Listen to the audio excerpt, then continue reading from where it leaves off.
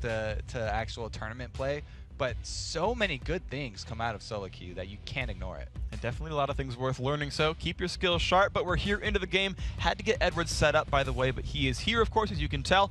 And the game is afoot. Diana and Zach banned away from Dignitas, Crumbs and Scarra getting respect there.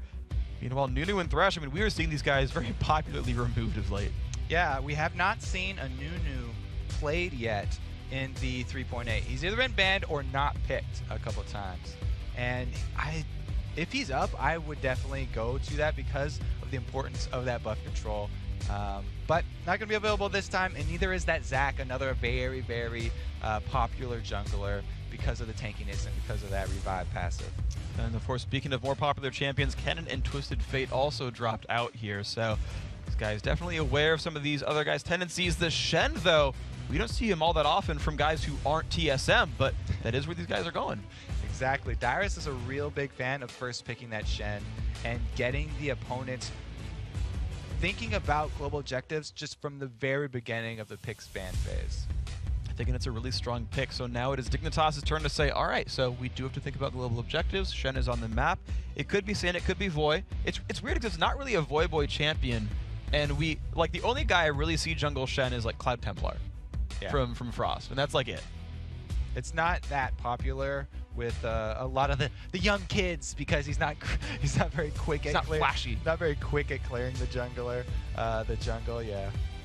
Actually, I remember, I think it was this was Curse against Vulcan. They ran Nocturne Shen back in the playoffs. I remember that because Zune was like, I can outplay him, and would like dodge shadow dashes. We'll see what they end up doing with this one.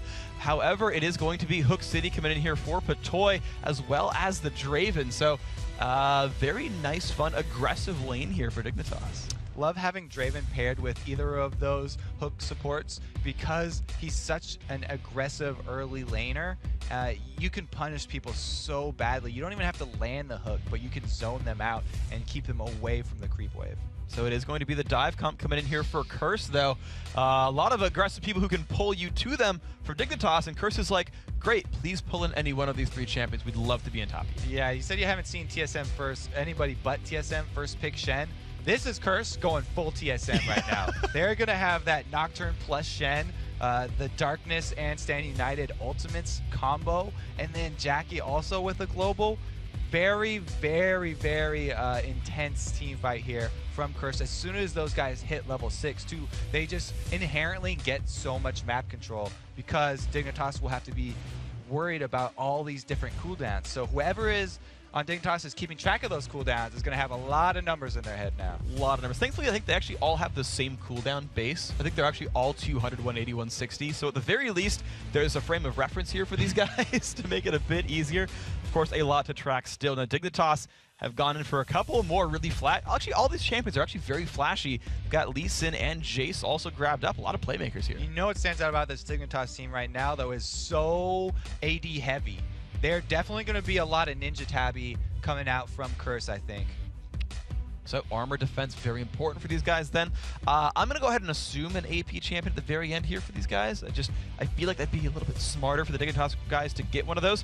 But Curse are going to make some choices here. Edward's going to actually reprise his role on Leona, and Cobb's going for Ezreal. So more globals actually for them for Curse. It's interesting that they've added on another global here with the Ezreal ultimate because that actually adds a lot of options late game if you do, especially if you do go that blue Ezreal build. The cooldown on his Arcane Barrage is so low that it adds another form of wave clear that even if you don't have someone split pushing, you can actually clear out side lanes. So a lot of people ready to dive in and kind of do a whole bunch of two champions in a team fight. In Dignitas, they're going to go for Evelynn here for Scarra. Remember, he played her back in the promotion tournament and did really, really, really well. Scar's gonna bring back the role here. Yeah, so that's AP all right, and that's a flanking AP. Scar's gonna want to come in from the side of these team fights. They're gonna need Patoy to start it out and sort of divert all the attention over to the rest of Dignitas and open up an avenue here for Scar to sort of make his flanking attack from the side. So interesting team compositions here then indeed. A lot of global pressure and hardcore initiation for this Curse lineup. Dignitas looking to start things out and then flank in from the side. Draven, of course, back here for I'm a Cutie Pie. Cop used to like to play it a lot. He's been rocking that champion a fair bit throughout this split. PewDiePie, I feel like his personality, he's going to want to show Cop how it's done. I'm worried for him a little bit. It's going to be difficult to navigate through all these guys, but PewDiePie, if you do it, then props to you. We are here into the game. Freak and Kobe bringing you the 4th game here of the day. Day 2 of week 2. 2 + 2 = 4. I don't know where that came from, but the red team is Dignitas, the blue team is Curse, and we are underway. That came from your 1st grade math school. But yeah, we've got the bottom lanes here. I'm going to talk about here Cop and Edward looking for PewDiePie. And this is really where the mind games come in for 3.8, because Ezreal and Leona definitely want to go up against Blitzcrank. Wow, this is so close right here. Can we get the pull?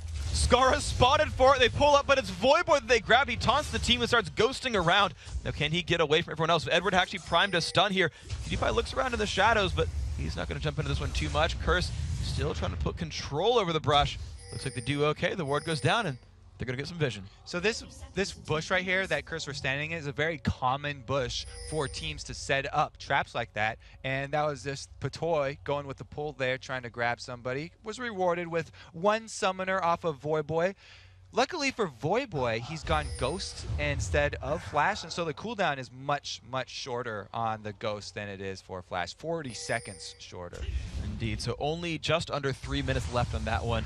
Actually, an early vision ward coming down as well from Dignitas, so they wanted to black out some of the river vision from the Curse lineup. Problem is, they didn't actually reveal any wards with that, but it does let them to start the push. We said Blitz might mean a whole lot more in this new jungle.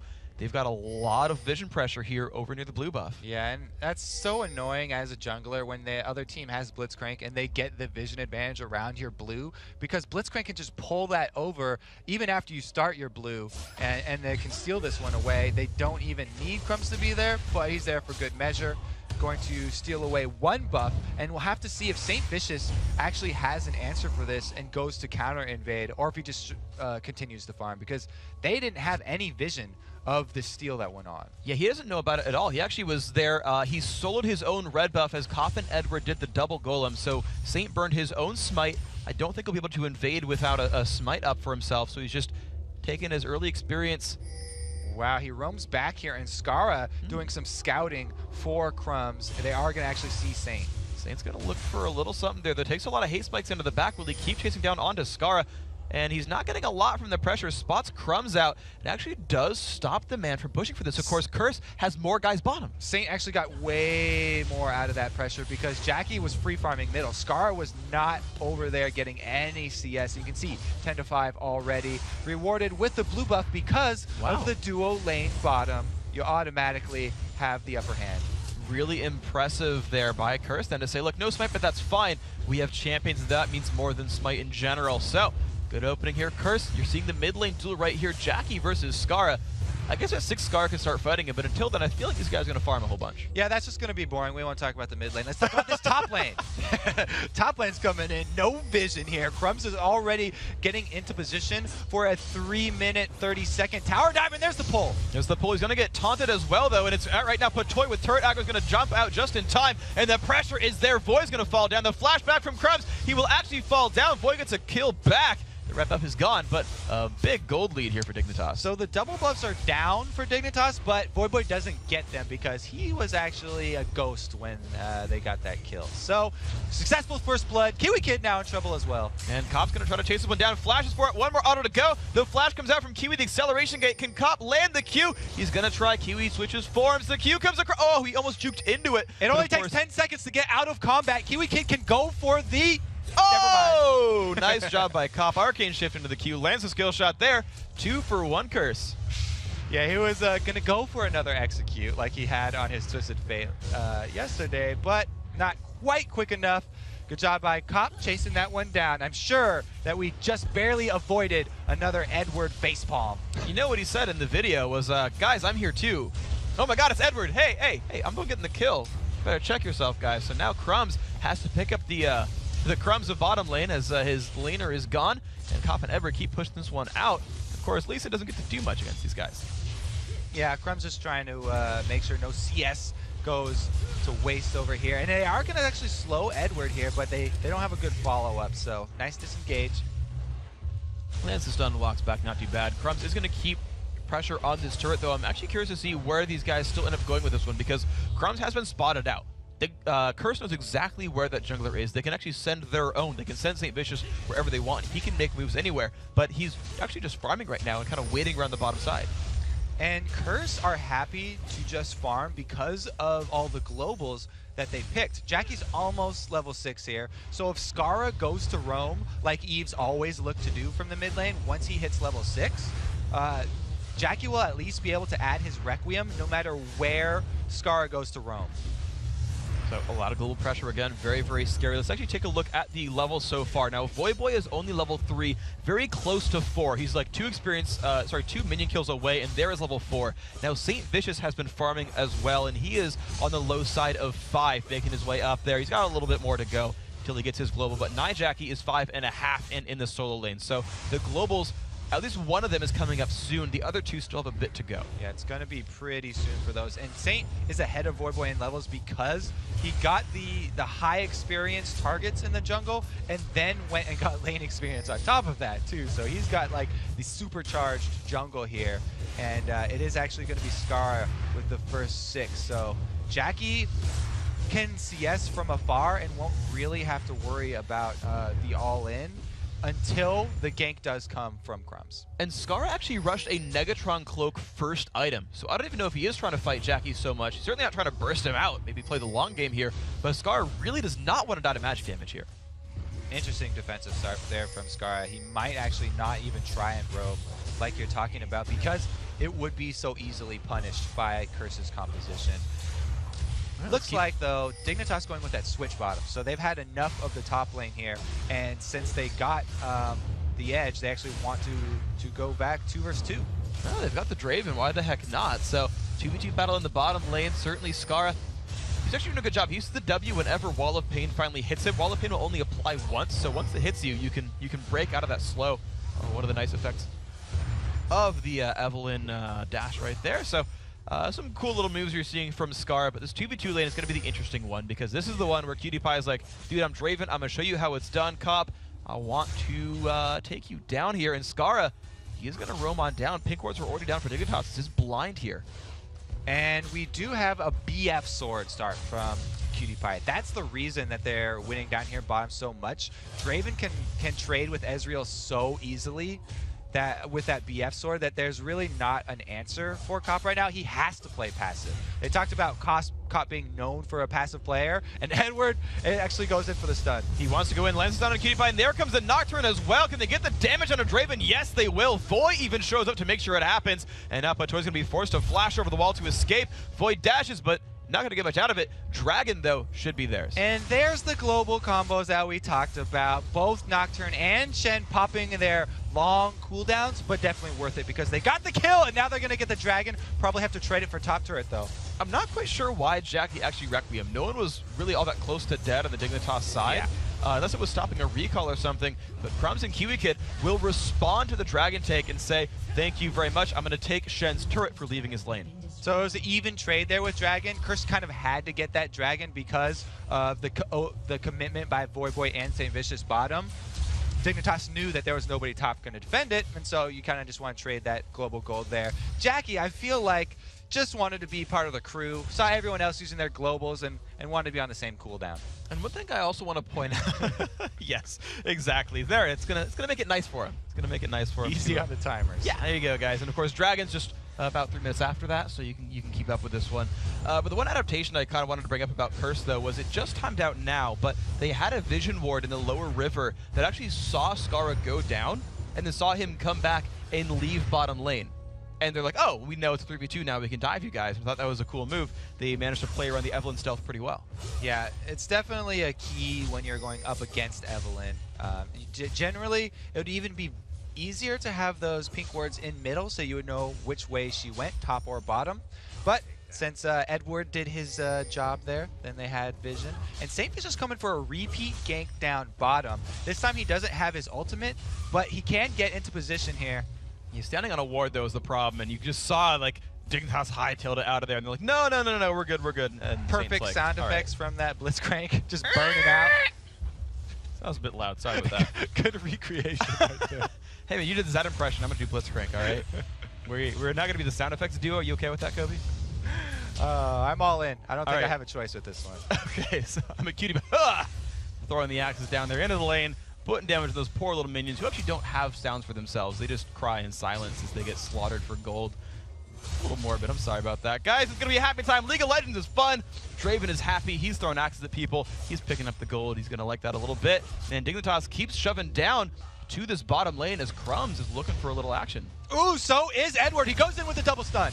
And the burst onto Cutie Pie is massive. Crumbs, can you show up in time? Puts the shield down. Patoy, can you get the pain you need? Flash kick onto Edward. Can he get out? No, he cannot. I mean, Cutie Pie gets the kill onto that one. And that is a good setup for Dignitas. Yeah, I feel bad for Edward right there. It was a really good play. They would have had that if it was 2 versus 2, but Crumb shows up just in time. Nice move to save the day there. And the turret pressure is still on for these guys as well. Yeah, okay, there were some kills. Yeah, there was a dragon, but Dignitas about to go 2-0 on turrets. This is a very good adaptation by these guys. Down in dragon, down in kills, still winning the game.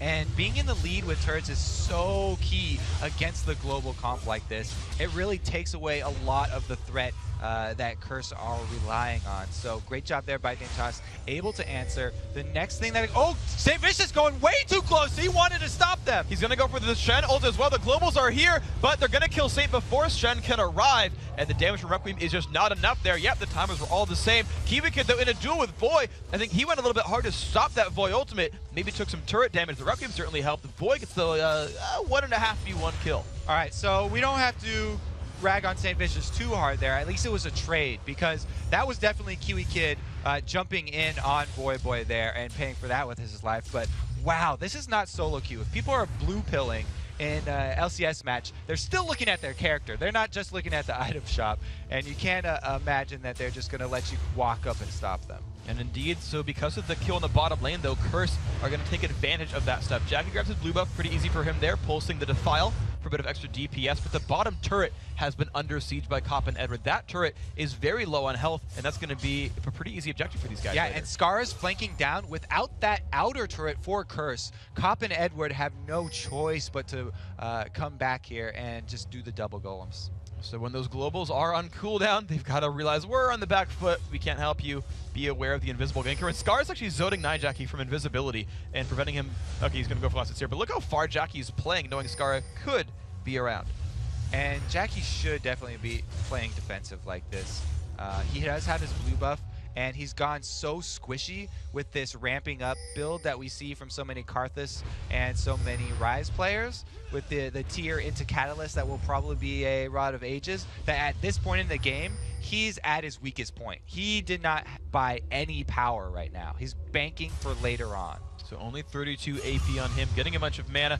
Cutie Pie and Edward, they're going to be right here. Edward's going to look for a little bit of pressure on Cutie Pie. The flash coming out. Draven was not going to like being stunned. Saint's still coming through, though. Of course, no flash here. Puts a spell shield on, just going for Cutie Pie. So much burst coming across, and Cutie Pie falls down. Edward, the true carry he is, takes the kill. Yeah, so the successful gank down bottom, but that means that 3 members of Dignitas had free harass on Jackie. They blew his flash, but since there was no minion wave at the turret any longer, they couldn't continue the chase, and they're just going to have to try and take it down. So a new minion wave does show up for them, and no one from Curse is ready to respond to this. So look at the pressure by these guys. That turret's going to fall over. Good pickup here, Dignitas. Taking their 3rd turret. All other turrets are already gone, 13.5 minutes in. Great job by them neutralizing. So now they need to set up for the next dragon. The timer is going to be at about 30 seconds here, and both teams actually really want to contest this one. The ultimate from St. Vicious is going to come up a little bit before Voidboy and Jackie, but they should be in position for this dragon once it spawns. 18 seconds to go. Void, his ultimate cooldown is 28, so the team either buys 13 seconds or sends him there by foot. That's going to be the Curse play right here. Void still pressuring KiwiKid, and KiwiKid's low on mana too. Yes, but Voidboy, if he does want to enter the battle, even if once his standing die does come off cooldown, have to watch his distance from KiwiKid, because Jace can jump on you and knock back to interrupt. Right now, though, Kiwi is recalling. He seems to kind of know that Dragon's on the table. Cutie Pie is on the top side of the map, though. So Dignitas are not really forcing it down right now, or even contesting that location on the map. But Curse are happy to say, yeah, your guys are far away. We're not going to press the issue right now. They're pushing for the bottom lane right now. So they have bought enough time to have the triple globals up for Curse. But since Voyboy is getting free hits on the turret, they don't have to force this Dragon right now. All they have to do is delay, and that split pushing Shen will gain them free objectives and free gold. And the free gold might still just keep coming on in. Crumbs and the rest of Dignitas are looking for something to force down. They have sent Jace to the bottom side of the map. Void, of course, being left alone completely. This means that Dignitas are committing to this Dragon fight. By giving up that top lane to Voyboy for free, they have to make something happen right now. And that turret's going to go down no matter what here. That will be the first turret kill for Curse. The moves are starting to be made, and Dig and the rest of Dignitas are now going for Dragon. The team is around, though. 5v5 could happen at any time. This is going to be all the cooldowns in action. Here goes St. Vicious. Just diving in on QtPie. Can they get the damage they need? The Ezreal comes by as well. Jackie trying to rejoin the fight, and there's a beautiful ult coming in from Edward. The team is going to chase on down. Cop picks up one. Crumb runs to the left. The rest of Dignitas running back, but there comes Requiem. Will it be enough? Scar falls down. Kiwi Kid not much health. Patoy's gonna, no! Patoy wins the duel under the turret. Thank you, turret. Patoy's gonna get that one, but a huge team fight, 3-1 for Curse. St. Vicious goes down there all by himself. They are gonna answer with this turret, barely though, and it's gonna be the 4 members of Curse that don't have Smite going for the Dragon. So unless Patoy makes some crazy decision to return and go for a grab steal, he's gonna recall right here. No, Patoy went for the execute, realized no one was chasing him, and said, I'll just go for the recall then. It's what? Oh! Oh, that was so close. That was a really good read by Kiwi Kid. Or not Kiwi Kid, by QtPie, I should say. Nearly got the steal, and Jack, hold on. All right, we're clear. Take a deep breath there. Yeah, I forgot about the steal potential there from Draven. Good job by QtPie throwing his ult in there. Very close. No Smite was available, but Jackie's able to get it done. No Howling Gale. If it was Howling Gale, he would have gotten it. That's even scarier than Smite now. Oh yeah, dude, 135 damage? Magic reduced by resists? Can't mess with that, dude. Love Water knows what's up. All right, so back into the game, though. The Dragon, of course, did go Curse's way, and they found a way to equalize the globals here. 2 turrets and a Dragon picked up recently. Satan and Scar are finding each other right here. Spellshield comes across, but Toy's coming to rejoin the fight, though. 2v2, make that 3v2. They're going to chase down onto Edward. Crumbs make that 4v2. Edward getting knocked into the air. Can they get the damage they need? Yes, they can. Crumbs gets the kill credit, and just in time for Golden Buff. And this is the window where Dignitas have to go aggressive, because the global cooldowns that Curse rely on are all down from the last fight. So this is the window. They get this window after every time Curse seems to win a battle. Instead of going defensive, Dignitas need to go offensive in that time. It's something we've seen a lot of teams that will lose a fight and then do something like aggressive off of losing the fight, just over and over again. And this time it's around the large cooldowns that Curse has to work with. Scar, a little dangerous where he is right there, but he's gonna make it back. So we're gonna, we talk a lot about waves. We talk about minion waves. We talk about, if they're pushing on turrets, what teams can do when you're on your side or the opponent's side of the map. But now we've got another real big swingy thing in the game, and that is these big ultimate cooldowns. I know you talked about it a little bit before, but it's really the state we're in here, where you've got to look not only at where you are in the map, but these little bars on the left-hand side are my ultimates available. Exactly. So it's a little counterintuitive for people, because after you just see Curse win a big fight, you think that Dignitas are going to be more passive now, and they're going to lick their wounds. But it's just the opposite. You have to go extremely aggressive, because you need to keep track of these very long global timers, which is the trade-off here. Edward going in. The CC combo. Scar's not going to like this one very much. Pops the ult down, gets a huge shield out of it, but here comes Jackie. Flash comes across with Scar. The other team just flashes after him. Satan gets the kill credit. 2, 2, and 4. Good job right there, and they didn't have to burn the Requiem. The choice was 2 flashes, actually, Jackie and Saint burning them, but they kept up the Requiem, which means their team fight is still really, really dangerous, but the person not with the team is Cop, and he does not have the global. Oh, this could be a little bit rough. 3 versus 3 right here. The initiative comes in, a little bit of damage onto Voyboy. Silence comes back as well. Edward and Crumbs have joined the fray, and there's the taunt in. Kiwi Kid, the force of aggression right here, taking so much pain, he will go down, but they trade it back. A great hook by Patoy makes Karthus fall over, but there is the Requiem that they save that will make Crumbs die out. Double kill here for St. Vicious. That was a 4 vs 4, but killing Karthus first. Jackie's still able to get off his Requiem, and they come out with the W there. Cop able to split push that whole time. This is like CLG reminiscent. We talked about them using the TSM comp. Now they're having their AD carry split push and try and get comp fed. He's not. They haven't been doing that all game, so he's not up to the level that we see the scary double lift always is. But it's definitely going to be some nice money in the bank for them, plus the free turret. And heck, speaking of double lift, he's going for that double lift-ish blue Ezreal build because he went for the Bloodthirster early on, then the tier and the rest of the items here. So Cop making his own sort of choices here in the build, and you know, he's 2-0-4. He's certainly making a name for himself in this game. And Voyboy does get a little caught here by Cutie Pie. He's going to go hard right now, turns back for the axe, and here we burst go. Speed. Red buff is on. He keeps turning back and just says, you know, I can't put enough damage onto Voy. You talked about how, man, we're going to see a lot of armor from this team because it's all physical damage. The guy has Sunfire Cape and most Aranduins. He couldn't even break the shield with a spinning axe. Yeah, Voyboy definitely going to go full armor this time, not only because of the team composition, but because he's going to be the one in there with St. Vicious doing the dives. So he'll probably be having that turret aggro. Either him or Saint going to be the focal points here to start everything off for Curse. So Curse going to look to start more aggression.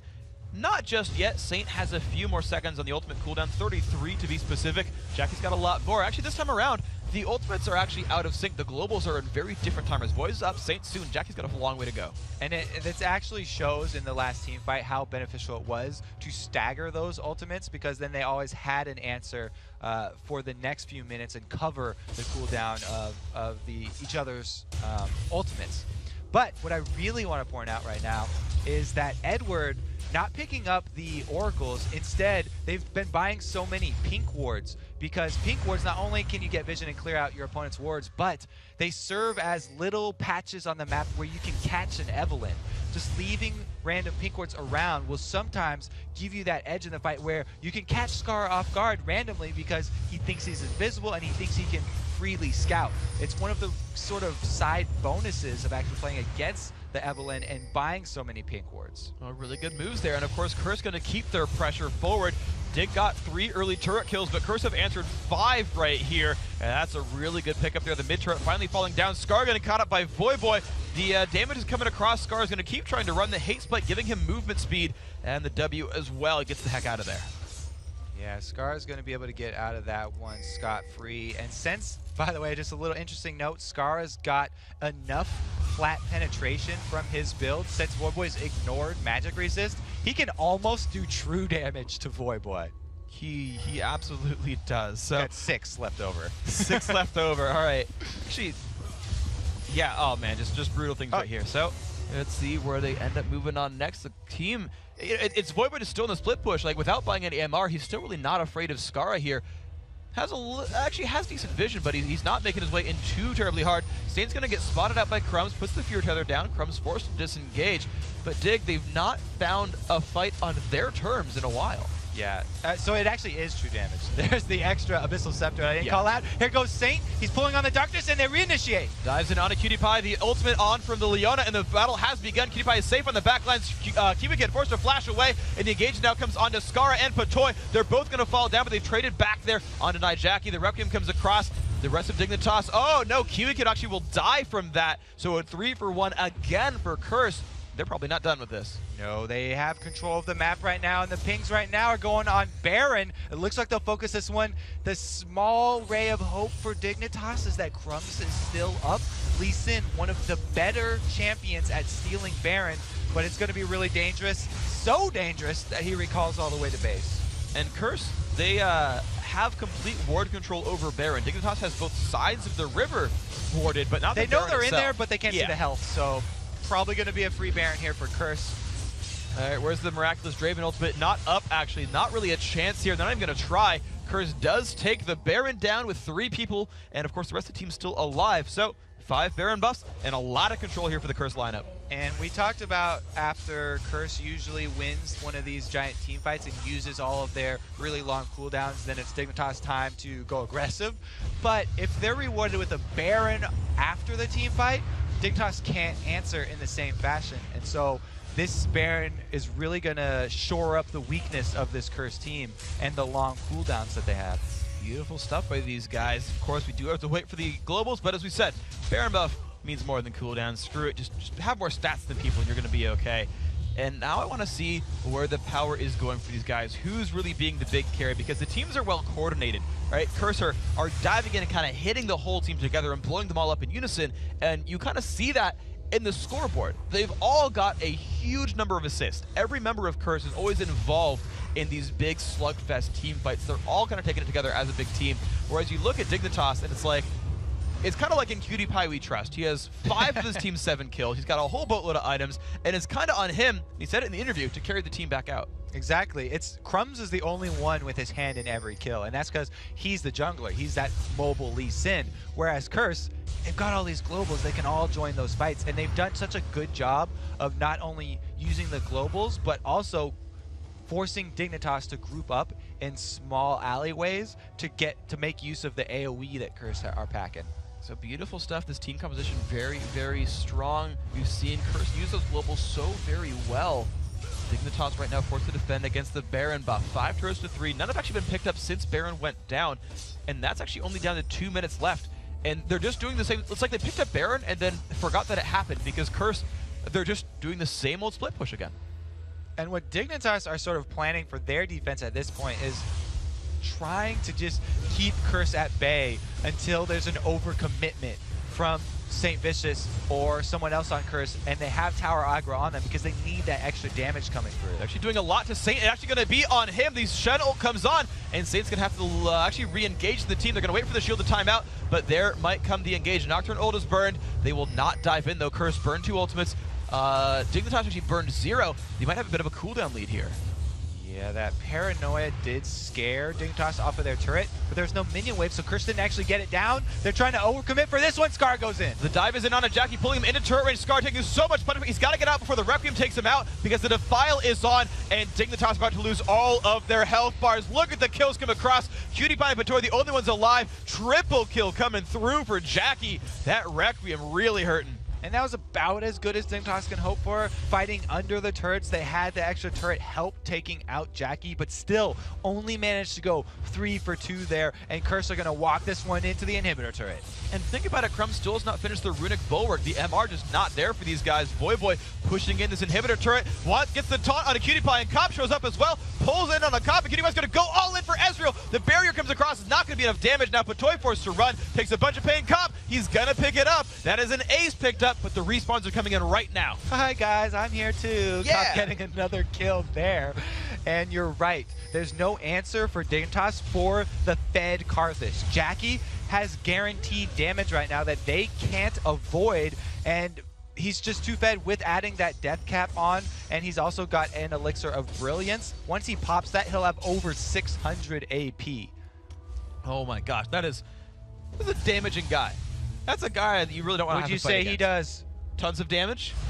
He's got the wrong guidance for it, but I'll give it to him this time around. He's doing good stuff. So Jackie making a lot of things happen. 631 in that ability power, and he is on his own split push duty here. Can't teleport with his global, but at the very least can kill off minions and then help by singing. Help by singing. Oh, that's the best way to help, I believe. Yeah. He has the perfect voice for it. Wouldn't you agree? I definitely do. It's raspy and glorious. It is it's like the most metal thing I can think of. Just by singing, people start to die. Isn't that great? They're going to actually have to do some damage to get people dead here, and Curse are definitely in the position to do it, though. They're taking their time. Everybody has gone back to purchase, so they're packing some new weapons, and with that side inhibitor down, they've really got just the run-of-the-mill here. They can choose to go wherever they want on this map. If they went topside, it would be farthest away, and they could easily shove in those side lanes. You know, the side lanes being down are actually more potent than the middle one being down because that line of super minions can take a Nexus turret by themselves. And I don't think Dignitas wants that to happen, so they've got to choose their battles wisely and choose their engagements even better.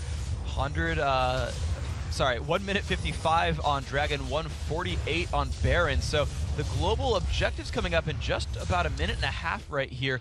That might be the next big point. Certainly Curse has a big gold lead, but they just might wait for Baron or Dragon to get a fight not under the enemy turret. I don't know. Curse have been pretty happy with diving here, especially with Edward on the team now.